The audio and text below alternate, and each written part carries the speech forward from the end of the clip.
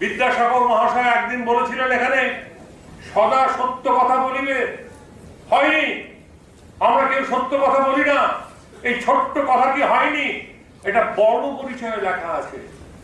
বর্ণ পরিচয়, এটা পিএইচডি করতে হয় না, একটা ছোট্ট বইয়ের মধ্যে লেখা রয়েছে সদা সত্য কথা বলিবে। এটা ইমপ্লিমেন্ট হয়নি, আর এইগুলি ইমপ্লিমেন্ট হয়নি বলেই সমস্যার সমাধান হয়নি। তাই শুধু বড় লেকচার নয়, আমি কি মানুষ আমার পরিচয় জানার কোনো প্রয়োজন নেই। আমি আমার অখ্যাত অজ্ঞাত লোক। শুধু আমি একটা জিনিস অনুভব করি, আমরা অনেক কথা বলেছি। আমরা বলেছি, হ্যাঁ, কান্ডারি বলো ডুবিছে মানুষ, সন্তান মোরা মার, হিন্দু না মুসলিম ওই জিজ্ঞাসে কোনজন। নজরুলের কবিতা পড়েছি, কিন্তু হয়নি, ইমপ্লিমেন্ট হয়নি। আমরা ইমপ্লিমেন্ট করিনি, করতে পারিনি। এটা আমাদের করতে হবে, এবং এটার দায়িত্ব ব্যক্তিগত কারো নয়, পৃথিবীর সবার।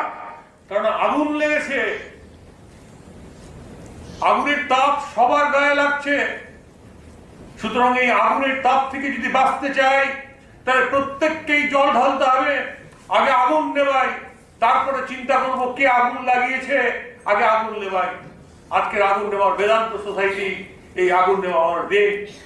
যে অনেক বক্তৃতা শোনার কোনো প্রয়োজন নেই, অনেক বই পড়ার কোনো প্রয়োজন নেই, অনেক কিছু জানার কোনো প্রয়োজন নেই।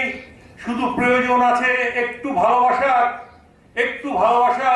ওই কথাটা বলার, রাসবিহারী বেড়ালকে মেরো না, ওর মধ্যে আমি আছি।